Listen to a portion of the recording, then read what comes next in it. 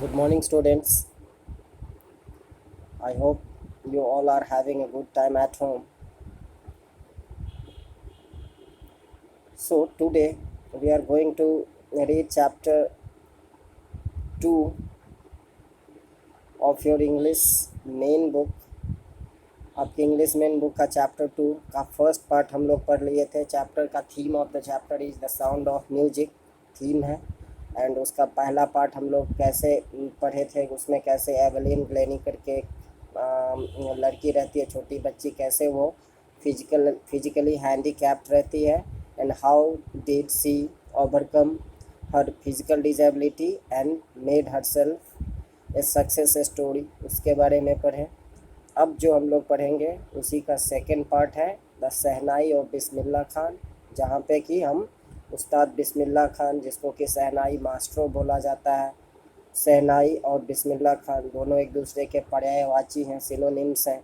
शहनाई का नाम लेते हैं तो बिस्मिल्लाह खान का नाम याद आता है. बिस्मिल्लाह खान का नाम लेते हैं तो शहनाई की इमेज हमारे माइंड में आती है.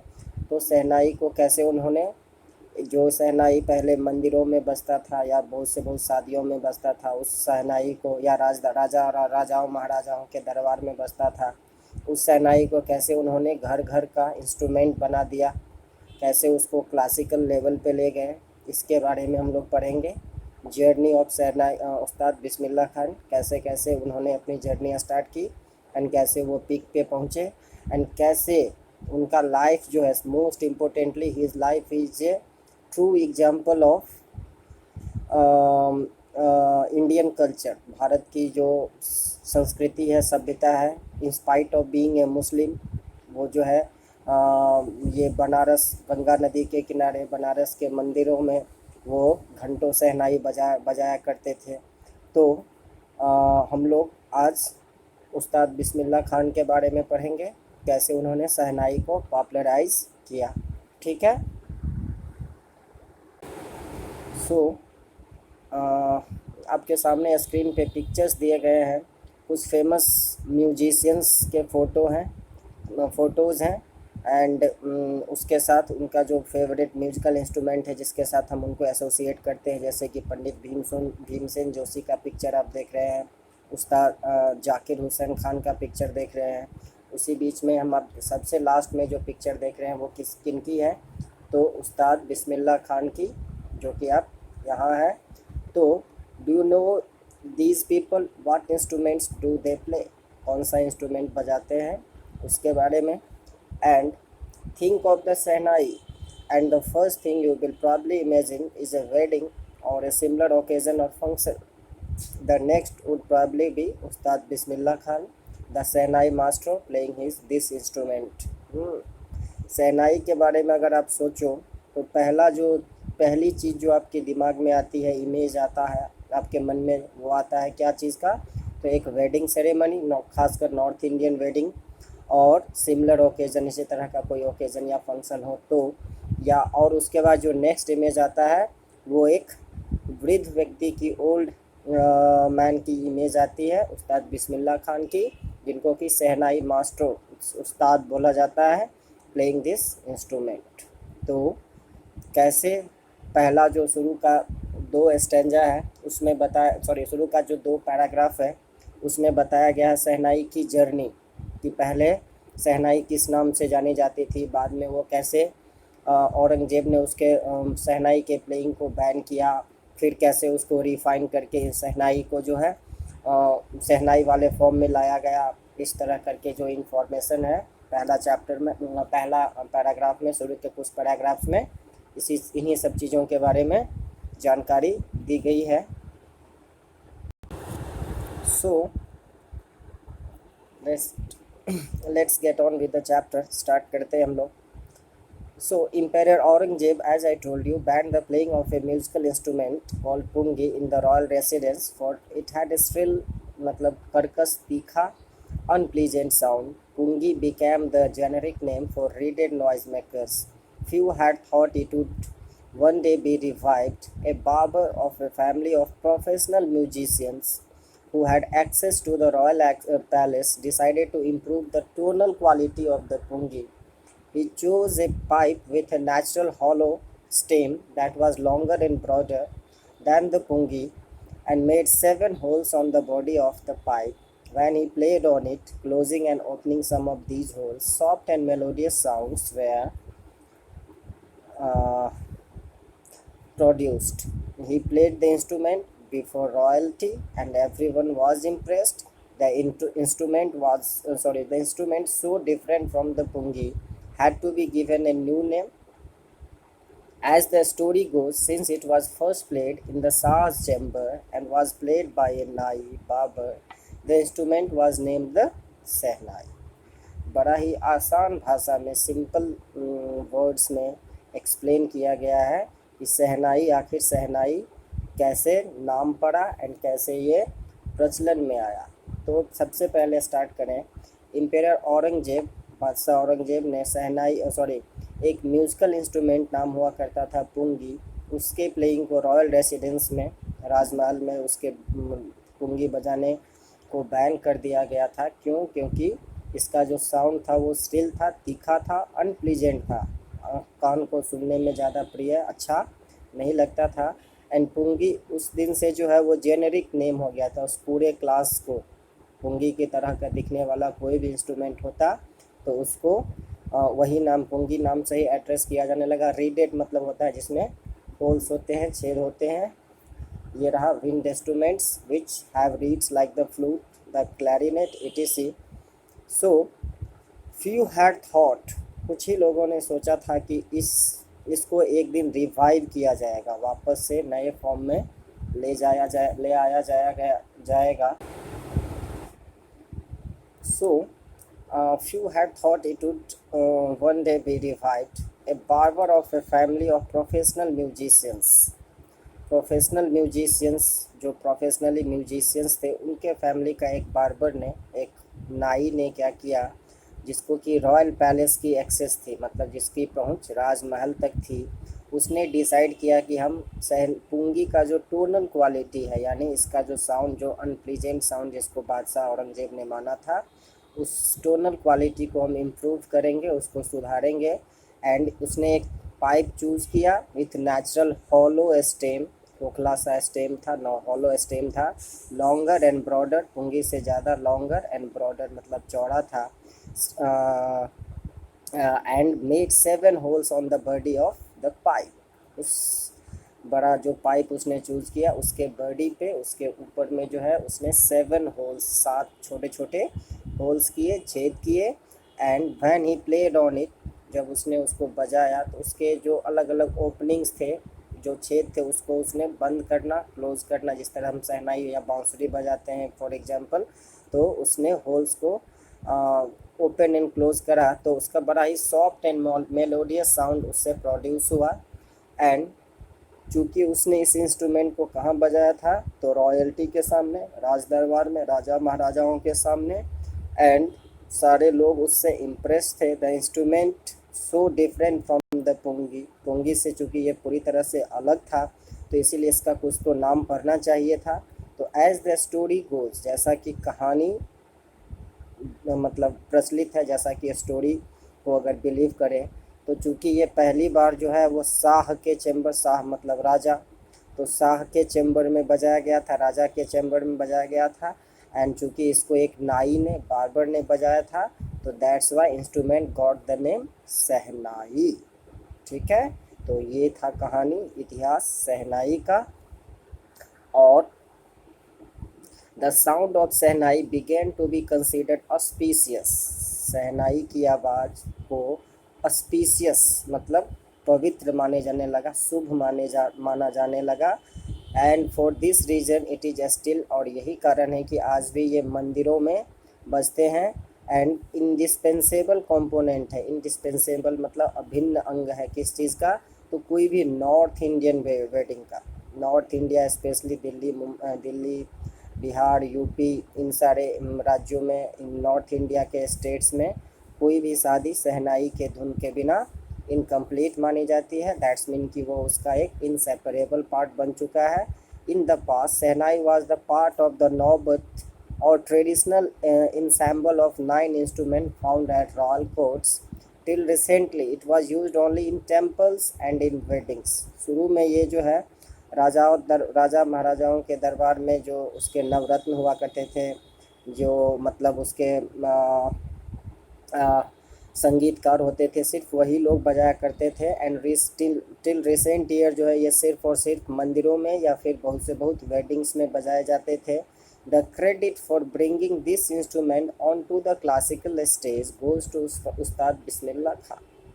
तो शहनाई को क्लासिकल स्टेज पे लाने का जो क्रेडिट है, उसको घर घर का इंस्ट्रूमेंट बनाने का जो क्रेडिट है वो जाता है उस्ताद बिस्मिल्लाह खान को, जिन्होंने कि शहनाई को भारत के घर घर में पहुंचाया, उसको पॉपुलर बनाया।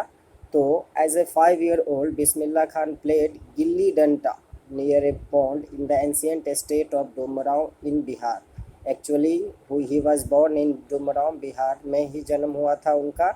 And he would regularly go to the, अच्छा जब वो 5 year old थे तो वो गिल्ली डंडा खेला करते थे। कहाँ पे? तो डुमरांव में, जो उनके घर के नज़दीक जो पॉन्ड था, पोखर था, उसके पास। तो he would regularly go to the nearby Bihari ji temple, भगवान श्री कृष्ण का मंदिर था बिहारी जी टेम्पल, वहाँ पे वो भोजपुरी चैता गाते थे। चैता एक्चुअली अलग अलग सीजन्स, अलग अलग मंथ्स के अकॉर्डिंग गीत जो है वो गाए जाते थे। तो चैत्र मास में जो है, हिंदी का चैत्र मास में गाया जाता है। जिस तरह फगुआ गाते हैं फागुन में, तो जिस तरह वो चैता गाने के लिए बिहारी जी टेम्पल में जाया करते थे। एंड उस प्रोग्राम में चैता गाना गाने के बाद उनको एंड में बड़ा सा लड्डू मिलता था, जो कि लगभग 1.25 kg का होता था, जो कि वहाँ का लोकल महाराजा देता था उन्हें। This happened 80 years ago। ये जो घटना जिसके बारे में अभी हम पढ़ रहे हैं, ये लगभग आज से 80 साल पहले की घटना थी। And the little boy has travelled far to earn the highest civilian award in India, the Bharat Ratna.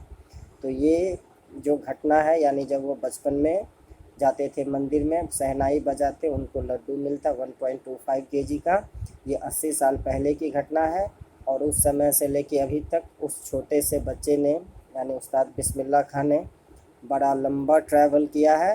And वहाँ से एक, तो आप इमेजिन करिए, एक छोटा बच्चा जो एक समय में लड्डू अर्न करता था, यहाँ वहाँ गा के, मंदिरों में गा के, उनको आगे जाके हाईएस्ट सिविलियन अवार्ड, भारत का सबसे बड़ा नागरिक सम्मान भारत रत्न मिला। इसके अलावा भी उनको पद्मश्री, पद्म विभूषण और भी बहुत सारे अवार्ड्स मिले। लेकिन भारत रत्न जो है वो अल्टीमेट अवार्ड होता है एक इंडियन के लिए। तो उन्होंने बड़ी लंबी जर्नी ट्रैवल करी। तो born on 21 March 1916, Bismillah belongs to a well known family of musicians from Buxar. उनका जो फैमिली था बक्सर बिहार में, तो उनकी family well known musician family थी, यानी बहुत प्रसिद्ध संगीतकारों का परिवार था। उनके ग्रैंडफादर रसूल बख्श खान नाम था उनका, वो शहनाई नवाज हुआ करते थे। शहनाई नवाज का मतलब शहनाई बजाने वाले, मुख्य शहनाई बजाने वाले, भोजपुर किंग के कोर्ट में, भोजपुर के राजा के कोर्ट में। एंड उसके फादर पैगंबर बख्श एंड दूसरे पैटर्नल एंसेस्टर्स जो थे, वो पैटर्नल एंसेस्टर्स मतलब एंसेस्टर फ्रॉम हिज फादर, तो वो जो है वो are also great shehnai players. ये सारे लोग ग्रेट शहनाई प्लेयर्स थे। एंड ऑब्वियसली उसका इम्पैक्ट छोटे से बच्चे पे, उस्ताद बिस्मिल्लाह खान पे भी पड़ा। The young boy took to music early in life. बहुत छोटी उम्र में उन्होंने म्यूजिक शुरू कर दिया, रियाज करना, प्रैक्टिस करना। At the age of 3 when his mother took him to his maternal uncle's house in Banaras, now Varanasi, Bismillah was fascinated watching his uncles practice the Sehnai. Soon Bismillah started accompanying his uncle Ali Bux to the Vishnu temple of Banaras, where Bux was employed to play the Sehnai. Ali Bux would play the Sehnai and Bismillah would sit captivated for hours on end. So, music को उन्होंने काफ़ी early as में सीखना शुरू कर दिया। Eight the age of 3, मात्र 3 साल जब उनकी उम्र रही थी, उस समय उनकी माँ उनको लेके मैटरनल अंकल के हाउस में जो है उस उनको लेके गई, यानी ननिहाल में लेके गई, बनारस, जहाँ जो कि अब वाराणसी के नाम से जाना जाता है। एंड बिस्मिल्लाह खान वहाँ पे अपने अंकल्स को देखते थे शहनाई बजाते हुए, फैसिनेट होके, मंत्रमुग्ध होके देखा करते थे। एंड जल्द ही बिस्मिल्लाह ने अपने अंकल अली बख्श को साथ साथ वो जो है विष्णु टेम्पल जाने लगे, जहाँ पे उनके अली बख्श जो है वो शहनाई बजाया करते थे। Ali Bakhsh would play the shehnai and Bismillah would sit captivated for hours on it. Ali Bakhsh shehnai बजाया करते और बिस्मिल्लाह खान उनके बगल में बैठ के मंत्रमुग्ध सा कई घंटों तक कैप्टिवेटेड मतलब चार्म्ड होके उसको देखते थे, सुनते थे। Slowly he started getting lessons in playing the instrument and would sit practicing throughout the day। And वहीं से उनके मन में शहनाई के प्रति फैसिनेशन जन्म लेने लगा। एंड वहाँ पे वो धीरे धीरे जो है शहनाई में उन्होंने लेसन्स लेने शुरू किए, क्लासेस लेने शुरू किए अपने अंकल से। And through out the day सारा दिन वो जो है बैठ के प्रैक्टिस किया करते थे। For years to come, the temple of Balaji and Mangala Maiya and the banks of Ganga became the young apprentice's favorite haunts where he could practice in solitude। अगले कई सालों तक बालाजी मंदिर, मंगला मैया मंदिर और गंगा का घाट जो है उस यंग अप्रेंटाइज का फेवरेट हॉन्ट्स बन गया, यानी उस नए नवयुवक जो मतलब नौसिखिए कलाकार के लिए फेवरेट जगह बन गया, जहाँ पे वो प्रैक्टिस करते सॉलिट्यूड में, पूरी तरह से एकांतवास में घंटों तक। The flowing waters of the Ganga inspired him to improvise and invent ragas that were earlier considered to be beyond the range of shehnai. Yes, Ganga का शांत बहता हुआ पानी जो है उनको इंस्पायर किया, उनको प्रेरणा उनसे गंगा नदी के पानी से मिली। और वहाँ पे उस गंगा घाट पे बैठ के उन्होंने ऐसे कठिन रागों को इन्वेंट किया, उसको इम्प्रोवाइज़ किया, जो कि क्लासिकल म्यूजिक के रेंज के बियॉन्ड थे, यानी जिसको कि ऐसा मतलब माना जाता था पहले कि ये सारे जो राग रागनियाँ जो कि उस्ताद बिस्मिल्लाह खान ने अपने शहनाई में प्रयोग किया, इन सारे राग रागनियों को शहनाई के रेंज में लाना संभव नहीं था, लेकिन उन्होंने उस चीज़ को संभव कर दिखाया। एंड ये संभव इसीलिए हुआ क्योंकि according to him Ganga river inspired him to invent and improvise so many rags। And at the age of 14, Bismillah accompanied his uncle to the Allahabad Music Conference। 14 साल की उम्र में उन्होंने इलाहाबाद में म्यूजिक कॉन्फ्रेंस संगीत सम्मेलन हुआ था, उसमें उन्होंने अपने अंकल को एकम्पनी किया।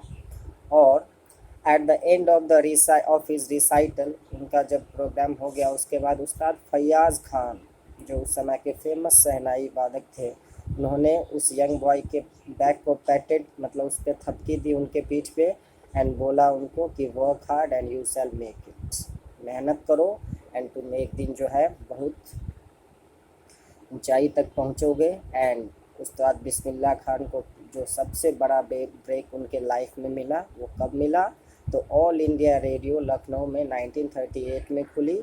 एंड वहीं से उस्ताद बिस्मिल्लाह खान का लाइफ में टर्निंग पॉइंट आया। He soon became an often heard shehnai player on radio. जल्द ही वो रेडियो पे सुने जाने वाले, ऑफन हर्ड मतलब हमेशा सुने जाने वाले शहनाई मास्टर, शहनाई प्लेयर बन के उभरे। And when India gain independence on 15 August 1947, Bismillah Khan became the first Indian to greet the nation with his shehnai. Yes, it was quite a historic moment। जब भारत आज़ाद हुआ, जैसा कि आप जानते हैं 1947 15 अगस्त को our country got freedom from the britishers, तो उस्ताद बिस्मिल्लाह खान पहले भारतीय थे जिन्होंने कि इस पूरे देश को शहनाई से ग्रीट किया था, स्वागत किया था। ही poured his heart into राग काफ़ी।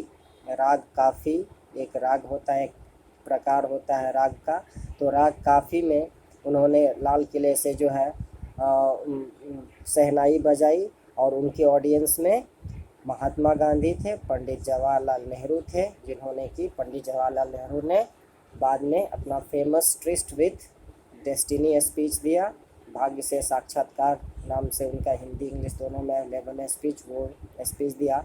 तो उस्ताद बिस्मिल्लाह खान पहले ऐसे भारतीय थे जिन्होंने कि पूरे भारतवर्ष को आज़ादी की पहली सुबह रेड फोर्ट से संबोधित किया शहनाई के माध्यम से। और उनके संबोधन में ऑडियंस कौन कौन थे? महात्मा गांधी से लेकर पंडित जवाहरलाल नेहरू तक बड़े बड़े नेता डिग्नेटरीज पहुँचे हुए थे। Bismillah Khan has given many memorable performances both in India and abroad. Bharat से बाहर अब्रॉड में विदेशों में उन्होंने कई यादगार परफॉर्मेंसेज दिए। उनका फर्स्ट ट्रिप अब्रॉड के लिए था कहाँ? तो अफ़गानिस्तान के लिए, जहाँ पे किंग जाहिर शाह इतना ज़्यादा taken in by the master that he gifted him priceless Persian carpets and other souvenirs. पहला उनका विदेश दौरा कहाँ के लिए हुआ? तो अफ़गानिस्तान के लिए हुआ। और अफ़गानिस्तान में जो उन्होंने शहनाई बजाई तो वहाँ का किंग जाहिर शाह इतना ज़्यादा प्रभावित हुए कि उन्होंने प्राइसलेस, बड़ा ही मूल्यवान पर्शियन कारपेट, कालीन और दूसरे इम्पोर्टेंट सुवेनायर्स, मतलब टोकन ऑफ मेमोरी, यादगार स्मृति चिन्ह वगैरह उनको भेंट करा। The king of Afghanistan was not the only one to be fascinated with Bismillah's music. Film director Vijay Bhatt was so impressed after hearing Bismillah play at a festival that he named a film after the instrument called Goonj Uthi Sehnai. Yes, it was also a very memorable, remarkable film. तो बोलता है कि ना सिर्फ अफ़गानिस्तान का शाह बल्कि और भी बहुत सारे ऐसे लोग थे जो कि उनके शहनाई से बहुत मुतासिर हुए, बहुत ज़्यादा प्रभावित हुए। एंड उसी में एक नाम आता है फिल्मकार विजय भट्ट का, जो कि उस समय काफ़ी फेमस नाम थे फिल्म इंडस्ट्री में। वो इतना ज़्यादा बिस्मिल्लाह खान को एक बार उन्होंने एक फेस्टिवल में शहनाई बजाते हुए सुना था एंड वो इतना इम्प्रेस्ड हुए कि उन्होंने उस शहनाई पे एक फ़िल्म ही बना डाली जिसका नाम था गूंज उठी शहनाई। एंड उसमें उस्ताद बिस्मिल्लाह खान का म्यूजिक था, उनकी शहनाई का प्रयोग था एंड मंत्र मुग्ध कर देने वाला गाना सब उसका था। आज भी उसका सॉन्ग अगर आप सुनोगे तो you will feel enchanted, you will feel mesmerized only by hearing the music of shehnai in this movie। और उसी फिल्म में वाज ए हिट, फिल्म एक बहुत बड़ी हिट साबित हुई। And one of Bismillah Khan composition, एक जो बिस्मिल्लाह खान का कंपोजिशन था उसमें दिल का खिलौना हाई टूट गया करके turn out to be a nationwide chartbuster. पूरा देश में नंबर टॉप पे वो गाना चला गया। Despite this huge success in the celluloid world, Bismillah Khan's ventures in film music were limited to two: Vijay Bhatt's Goonj Uthi Sehnai and Vikram Srinivasa's Kannada venture Sanadhi Apanna. I just can't come to terms with the artificiality and glamour of the film. कोई और होता तो film का बॉलीवुड का चकाचौंध उसकी आंखों को चौंधिया देता, लेकिन बिस्मिल्लाह खान औरों की तरह नहीं थे। डिस्पाइट पहली ही मूवी में उन्होंने म्यूजिक दिया गूंज उठी शहनाई, सुपर डुपर हिट रही, इतना बड़ा हिट रहा, लेकिन उसके बावजूद वो सिर्फ 2 ही मूवी में वो जो है बॉलीवुड में शहनाई का उन्होंने प्रयोग किया, या 2 ही मूवीज़ में उन्होंने काम करी। क्यों करी? क्योंकि वो उसके पीछे रीज़न भी बताते हैं कि जो सेलुलॉइड वर्ल्ड है, सेलुलॉइड वर्ल्ड मतलब ग्लैमर वर्ल्ड, बॉलीवुड की जो दुनिया है उसमें आर्टिफिशियलिटी बहुत है, नकलीपना, बनावटीपन बहुत है। एंड ये बनावटीपन और ये ग्लैमर चकाचौंध जो है इनके साथ मैं एडजस्ट नहीं कर पाता, इसीलिए वो फिल्म में बॉलीवुड में ज़्यादा समय तक वो काम नहीं किए। Awards and recognition came thick and fast, उनके ऊपर अवार्ड्स एंड रिकॉग्निशन, पहचान, प्रतिष्ठा, पुरस्कारों की बारिश शुरू हो गई। बिस्मिल्लाह खान पहले इंडियन बने जिनको कि प्रतिष्ठित Lincoln Central Hall United States of America में इनवाइट किया गया था, पहले म्यूजिशियन थे वो। And he also took part in the world exposition in Montreal, in the Cannes art festival and in the Osaka trade fair, विदेशों में। So well known did he become internationally that an auditorium in Tehran was named after him, Tahar Masjid Ustad Bismillah Khan। इतने ज़्यादा famous हो गए वो कि internationally, कि Tehran में, ईरान की राजधानी, तो वहाँ पे उनके नाम पे एक ऑडिटोरियम बना जिसका नाम पड़ा ताहर मसिक उस्ताद Bismillah Khan. National awards like the Padmashri, the Padma Bhushan, and Padma Vibhushan were conferred on him, and in 2001, Ustad Bismillah Khan was awarded India's highest civilian award, the Bharat Ratna. National awards like Padma Shri, Padma Bhushan, Padma Vibhushan, ये सारे अवार्ड्स तो उन्होंने पाए ही. साथ ही साथ सबसे बड़ा अवार्ड 2001 में उनको अवार्ड दिया गया भारत रत्न से, with the coveted award. Coveted मतलब प्रतिष्ठित, जिसकी काफ़ी दिनों, जिसकी सबको इच्छा होती है, desired award, resting on his chest and his eyes glinting with rare happiness. वो जो मोमेंट था वो सही में गूज बम्प मोमेंट था, रोए खड़े कर देने वाला मोमेंट था एवरी इंडियन के लिए. एंड जब उन्होंने वो अवार्ड रिसीव किया तब उनके चेस्ट पे वो अवार्ड का मेडल जो है ऐसे ही चेस्ट पे रेस्ट कर रहा था, ऐसे करके लगा हुआ था. उनकी आंखें जो है वो ग्लिंटिंग विथ रेयर हैप्पीनेस, एक दुर्लभ सी खुशी उन आँखों में थी. एंड उन्होंने जो बोला वो हम सबको मानना चाहिए, वो हम सबको फॉलो करना चाहिए. क्या बोला उन्होंने? तो उन्होंने बोला कि all I would like to say is to teach your children music. This is Hindustan richest tradition. Even the west is now coming to learn our music. Yes, उन्होंने क्या बोला?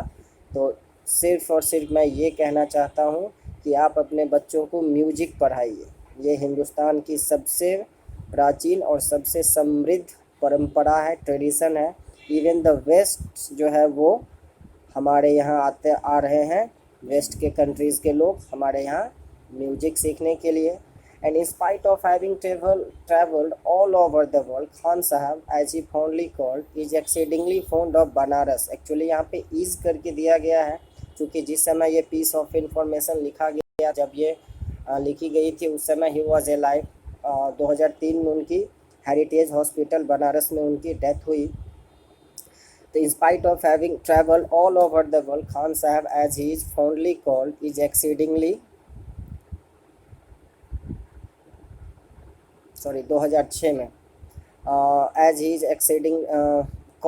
exceedingly fond of Banaras. हाँ, बनारस और डुमरांव से, हालांकि वो पूरी दुनिया में का भ्रमण उन्होंने किया, लगभग उन्होंने पूरी दुनिया घूमी, लेकिन उसके बावजूद बनारस और डुमरांव को लेके जो उनका प्रेम था वो ताउम्र उनके मन में बसा रहा.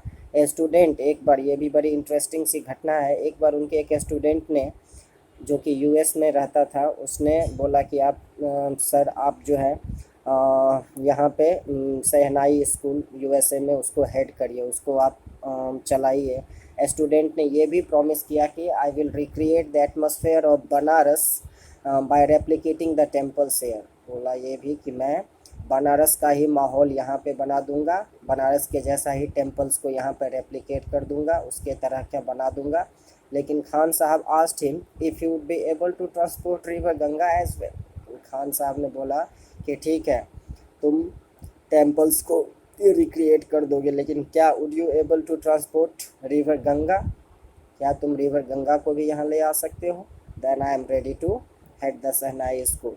Later he is remembered to have said, that is why whenever I am in a foreign country, I keep yearning to see Hindustan. While in Mumbai, I think of only Banaras and the Holy Ganga, and while in Banaras, I miss the unique Matha of Gulba. Yes. इसीलिए वो बोलते हैं कि that is why van ever I am in a foreign country, जब भी मैं foreign country में रहता हूँ, आई कीप यार्निंग मतलब डिज़ायर करते रहते हैं टू सी हिंदुस्तान, हिंदुस्तान को देखने के लिए. विदेश में रहते हैं तो उनको हिंदुस्तान की याद आती है. एंड वाइल ही इन मुंबई, मुझे याद आता है अपना बनारस और होली गंगा. और जब मैं बनारस में रहता हूँ तब मुझे डुमरांव का जो यूनिक मट्ठा होता है दही का, वो मैं मिस करता हूँ. Ustad Bismillah Khan's life is a perfect example of the rich cultural heritage of India, one that effortlessly accepts that a devout Muslim like him can very naturally play the Sehnai every morning at the Kashi Vishwanath temple. वो सही मायने में भारत रत्न इसीलिए भी हैं क्योंकि उनका जो लाइफ है वो एक परफेक्ट एग्जाम्पल है किस चीज़ का, तो भारत की रिच कल्चरल हेरिटेज की, सांस्कृतिक विरासत की। कैसे, तो वो जो है एक ऐसी विरासत जो कि एफर्टलेसली ये बात एक्सेप्ट करता है कि एक डिवोट मुस्लिम मतलब कट्टर मुस्लिम, जो कि स्ट्रॉन्ग बिलीफ जिसका अपने रिलीजन के प्रति है, तो एक डिवोट मुस्लिम लाइक हिम बड़ा ही नेचुरली वो shehnai every morning Kashi Vishwanath temple में बजाया करते थे। आजकल जैसा माहौल है, छोटी छोटी बातों पे लोगों के धर्म जो है वो खतरे में आ जाते हैं, तो ऐसा सिनेरियो में, ऐसा सिचुएशन में we miss the presence of the great Ustad Bismillah Khan so badly, है ना। वो in spite of being a Muslim, can you imagine that to happen in today's world, it is almost impossible like situation. तो उस्ताद बिस्मिल्लाह खान सही मायने में भारत रत्न थे, जिन्होंने कि शहनाई को एक क्लासिकल लेवल पे पहुंचाया। साथ ही साथ उनके लाइफ की जर्नी भी हमने पढ़ा, एंड कैसे उनका लाइफ सही मायनों में भारत की जो रिच कल्चरल हेरिटेज है उसका परफेक्ट एग्जाम्पल है। ठीक है, तो there ends the chapter. Now the question answer. So आप लोग इसका क्वेश्चन आंसर जो है वो कंप्लीट करिएगा। आसानी है क्वेश्चन, जैसे कि why did Aurangzeb ban the playing of pungi, क्यों बैन कर दिया, तो Aurangzeb ban the playing of pungi because it had a shrill unpleasant sound. Shehnai कैसे पुंगी से डिफरेंट है वो लिखना है। Where was shehnai traditionally played, पहले ट्रेडिशनली कहाँ पे बजाया जाता था, तो ट्रेडिशनली वेडिंग्स में, टेम्पल्स में बजाए जाते थे। बिस्मिल्लाह खान ने कैसे चेंज किया, तो उन्होंने उसे क्लासिकल लेवल पे लाया, घर घर का इंस्ट्रूमेंट बनाया। When and how did Bismillah Khan get his first break, पीछे भी बताए थे क्वेश्चन इसके बारे में। With the opening of All India Radio in Lucknow in 1938 he got the first break, है ना। And where did Bismillah Khan play the shehnai on 15 August, Red Fort पे बजाया था। इवेंट हिस्टोरिक क्यों था, event was historic because it was on the occasion of independence day of India, on the it was on that day when India got independence, and among his audience were people like Mahatma Gandhi and J.L. Nehru. Why did Bismillah Khan refuse to start a shehnai school, USA में शहनाई school start करने से क्यों refuse कर दिया, इसीलिए refuse कर दिया because he dearly loved his own motherland India, and it was impossible for him to stay away from his country for many days, and find at least दो example हमको खोजना है जो कि बताता है कि बिस्मिल्लाह खान इंडिया और बनारस को इक्वली प्यार करते थे। ठीक है, तो आई होप आप लोग ये क्वेश्चन आंसर कर लोगे। तो आज के लिए इतना काफ़ी है, आपका चैप्टर ख़त्म हो गया। अब अगला क्लास जो होगा उसमें हम लोग ग्रामर पढ़ेंगे, जो आप टॉपिक पढ़ चुके हो उससे आगे का हम पढ़ेंगे। एंड अभी आपका होमवर्क है, इसका क्वेश्चन आंसर आप लोग कंप्लीट करो। ठीक है, okay, bye, take care of your self.